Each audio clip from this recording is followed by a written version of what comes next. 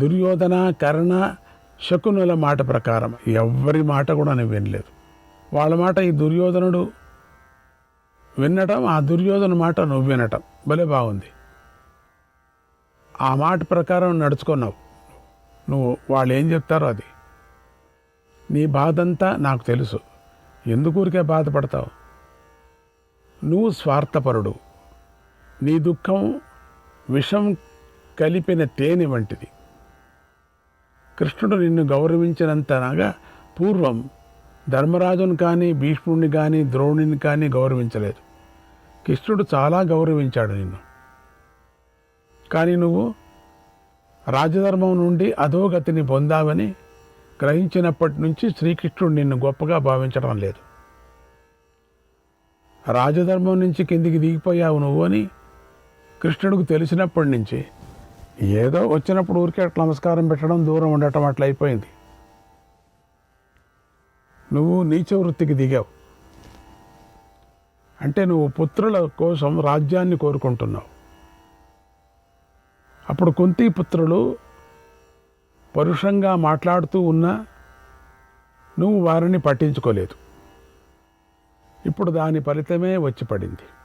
తరతరాలుగా అంటే పూర్వం నుంచి వచ్చినటువంటి ఈ రాజ్యాన్ని నువ్వు పొందావు. పాండవులు గెలుచుకున్న భూమినంతా కూడా నువ్వే పొందావు, అక్రమంగా పొందావు. ఆ పాండురాజు ఎన్నో రాజ్యాలను గెలిచాడు. కౌరవుల కీర్తిని విస్తరింపజేశాడు. అతడి పుత్రులు అంతకన్నా ఎక్కువగా భూమిని సంపాదించారు, కీర్తిని పొందారు.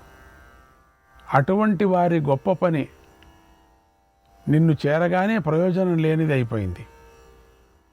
రాజ్యాన్ని సంపాదించి పెట్టిన వారిని నువ్వు రాజ్యం నుండే గెంటేశావు. ఇప్పుడు కొంప మునిగాక ఈ యుద్ధ సమయంలో నువ్వు నీ కుమారులను తిడుతున్నావు, వారిలోని దోషాలను చెబుతున్నావు. నువ్వు చేస్తున్న ఈ పని తగినది కాదు, ఇది పద్ధతి కాదు. ఉత్తమ క్షత్రియులు యుద్ధం చేస్తూ తమ జీవితాలను రక్షించుకునే ఆలోచన చెయ్యరు. అలాంటి ఉత్తములైన రాజులు పాండవ సేనలో ఎందరో ఉన్నారు, వారు యుద్ధం చేస్తున్నారు. కృష్ణుడు, అర్జునుడు, భీముడు, సాత్యకి కాపాడుతున్న సేనను ఒక్క కౌరవులు తప్ప ఇతర రాజులెవరూ ఎదిరించలేరు. సాత్యకి, వృకోదరుడు అతడితో సమానులు, వారికి మంత్రి జనార్దనుడు. వీరిలో క్షత్రియ ధర్మం మీద ఆసక్తి గల శూరులు ఇంతవరకు యుద్ధం చేయగలుగుతారో అంతవరకే కౌరవులు యుద్ధం చేయగలుగుతారు. తర్వాత వాళ్ళు చేయలేరు కదా.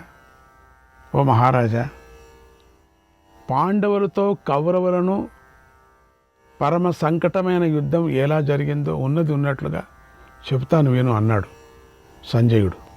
శ్రీకృష్ణాయ పరమాత్మనే నమః. 87వ అధ్యాయం. సంజయుడు ధృతరాష్ట్రకి ఇలా చెప్తున్నాడు. ఓ మహారాజా, రాత్రి గడిచి తెల్లవారింది అన్నాం కదా. ద్రోణాచార్యుడు తన సేనలను వ్యూహాత్మకంగా నిలపటానికి సిద్ధమయ్యాడు. శూరులు క్రోధంతోనూ అసహనంతోనూ ఒకరినొకరు చంపాలని అనుకున్నారు. అక్కడ గర్జనలు, ఎత్తిపొడుపు మాటలు పెద్దగా వినిపిస్తున్నాయి.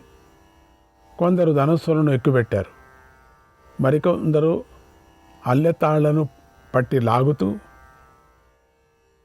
అప్పుడు అర్జునుడు ఎక్కడా అని బుసులు కొడుతున్నారు, అరుస్తున్నారు. మరికొందరు వరలోంచి కత్తులను బయటికి లాగారు. వేల కొద్ది శూరులు యుద్ధభూమి మీదే దృష్టి ఉంచారు. ఖడ్గాయుధాన్ని, ధనుర్ధాన్ని అభ్యాసం చేస్తున్నారు. అక్కడ ధనుర్యుద్ధం అనేది చాలా పెద్దది. మరికొందరు వీరులు కూడా తమ గదలను పైకెత్తి అర్జునుడు ఎక్కడున్నాడు అని విసురుతూ చేతులు కాళ్ళు బాగా ఆడిస్తున్నారు అని పాండవ సేనను పరిశీలనగా చూస్తున్నారు. ఇంకొందరు ఇంద్రధనస్సులాగా ఉన్న పరిగలను పైకెత్తి పట్టుకున్నారు. కొంతమంది శూరులు వివిధ ఆయుధాలు ధరించి పట్టుకొని ఉన్నారు. ఇంకా కొంతమంది శూరులు విచిత్రమైన పుష్పమాలను అలంకరించుకొని ఉన్నారు. యుద్ధం చేయాలనే కోరికతో నిలబడి ఉన్నారు. క్వార్జునక క్వస గోవిందక, క్వార్జునక క్వచ గోవిందక క్వచమాని వృకోదరక క్వచమాని వృకోదరక క్వచతే సుహృదస్తేషాం క్వచతే సుహృదస్తేషాం ఆహ్వయంతే రణే తదా ఆహ్వయంతే రణే తదా. అర్జునుడెక్కడ, కృష్ణుడెక్కడ, గరివి అయిన భీముడెక్కడ, వారి మిత్రులెక్కడ అంటూ యుద్ధభూమిలో శత్రువులను పెద్దగా పిలుస్తున్నారు. ఏదో వాళ్ళనంతా ఇప్పటికిప్పుడే చంపేసినట్టుగా అంత వెళ్ళి గట్టిగా పిలుస్తున్నారు. ఆ తర్వాత ద్రోణాచార్యుడు శంఖాన్ని పూరించాడు. విచిత్రమైన వ్యూహం రచించాడు. ఈరోజు గుర్రాలను తానే నడుపుకుంటూ వ్యూహరచన చేస్తూ వేగంగా అటు ఇటు రణభూమిలో తిరుగుతున్నాడు. చాలా ఘోరమైన వ్యూహరచన చేశాడు.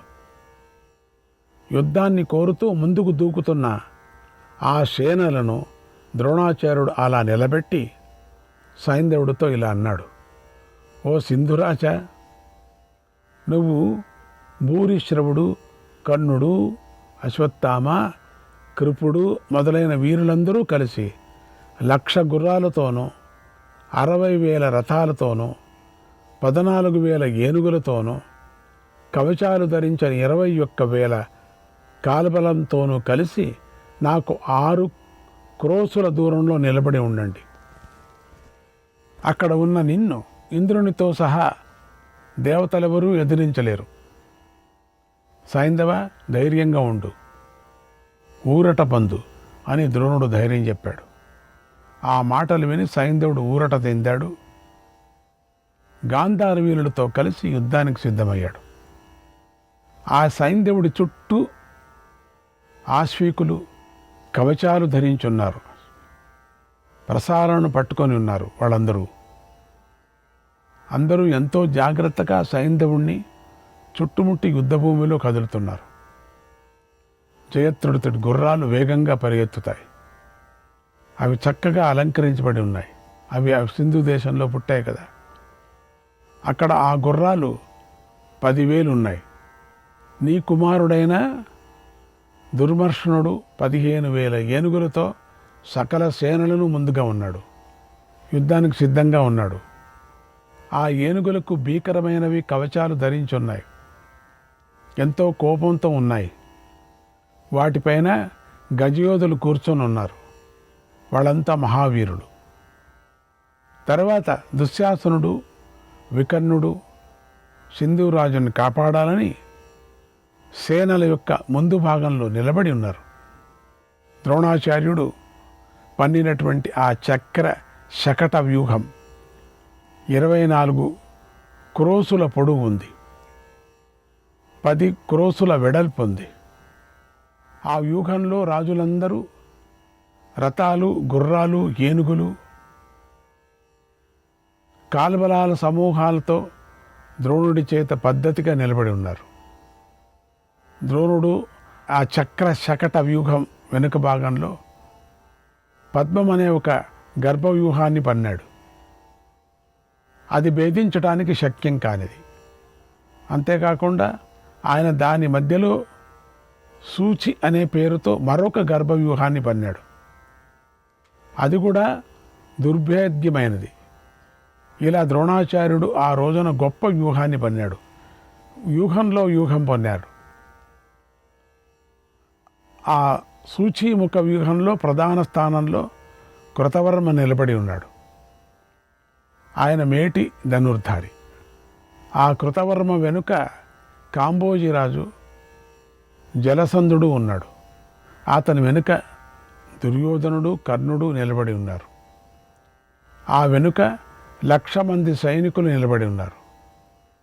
వారందరూ శకట వ్యూహ ప్రధాన భాగంలో రక్షణగా ఉన్నారు.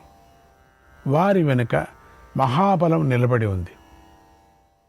జయత్రథుడు సూచీముఖ పార్శ్వభాగంలో నిలబడి ఉన్నాడు. అలా అతిపెద్ద చక్ర శకట వ్యూహానికి అగ్రభాగంలో ద్రోణుడు నిలబడి ఉన్నాడు. ఆ వెనుక భోజరాజు ఉన్నాడు. ద్రోణుని రక్షించాలని ఆయన నిలబడ్డాడు. ద్రోణుడు తెల్లని కవచం, తెల్లని బట్టలు, తెల్లని తలపాగా ధరించున్నాడు. ఆయన విశాలమైన వక్షస్థలం గలవాడు, పొడవైన చేతులు గలవాడు. ఆయన యముడిలాగా నిలబడి ఉన్నాడు. ఆయన రథం జింకతోలు చిహ్నమైన ధ్వజంతో ఉంది. అది పతాకంతోనూ ఎర్రని గుర్రాలతోనూ శోభిస్తుంది. దాన్ని చూసి కౌరవులు ఎంతో సంతోషించారు. ద్రోణుడు పన్నిన ఆ వ్యూహం శోధించిన సముద్రంలాగా ఉంది. దాన్ని చూసి సిద్ధచాణరుడు ఎంతో ఆశ్చర్యపోయారు. ఆ వ్యూహం కొండలు, సముద్రాలు, వనాలు, గ్రామాల్లో సహా భూమినంతా మృంగేస్తుంది అని ప్రాణులన్నీ అనుకున్నాయి. సుయోధనుడు ఆ వ్యూహాన్ని చూసి, ఇది అనేక రథాలు, సైనికుల గుర్రాలు కాల్బలంతో కూడి శత్రువు యొక్క హృదయాలను ఛేదిస్తుంది, శత్రువులను సర్వనాశనం చేస్తుందని ఎంతో ఆనందించాడు అన్నాడు సంజయుడు. శ్రీకృష్ణాయ పరమాత్మనే నమః. 88వ అధ్యాయం. సంజయుడు ధృతరాష్ట్రుడికి చెప్తున్నాడు, ఓ మహారాజా, సేనలు వ్యూహాత్మకంగా నిలబడ్డాయి, కోలాహలం చేస్తున్నాయి, బేరులు మ్రోగుతున్నాయి, అంతటా మృదంగ శబ్దాలు వినిపిస్తున్నాయి, సేనలు గర్జిస్తున్నాయి, వాద్యాల ఘోషలు మారుమ్రోగుతున్నాయి, శంఖనాదాలు వినిపిస్తున్నాయి, ఒళ్ళు జలధరించేలాగా శబ్దం వినిపిస్తోంది. భరత సేనలు యుద్ధోత్సాహంతో గంతులు వేస్తున్నాయి. ఆ సమయంలో రౌద్ర ముహూర్తం ప్రవేశించింది. అప్పుడు అర్జునుడు అందరికీ కనిపించాడు. ఆ సమయంలో అర్జునుడికి ఎదురుగా ఆకాశంలో వేల కొద్ది పక్షులు తిరుగుతున్నాయి. మృగాలు ఘోరంగా అరుస్తున్నాయి. మేము కౌరవులు అంటే బయలుదేరగానే మాకు దక్షిణ వైపు నుండి పెద్దగా అవి కోలాహలం చేయసాగాయి. ఆ శకునాలు నీ పుత్రులకు అమంగళకరంగా ఉన్నాయి, అర్జునుడికి మంగళకరంగా ఉన్నాయి. మాకెంతో తీవ్రమైన భయం కూడా కలిగింది. అప్పుడు ఆకాశం నుండి భీకరమైన గర్జనలతో వేల కొద్ది ఉల్కాలు రాలే. భూమి అంతా కంపించింది.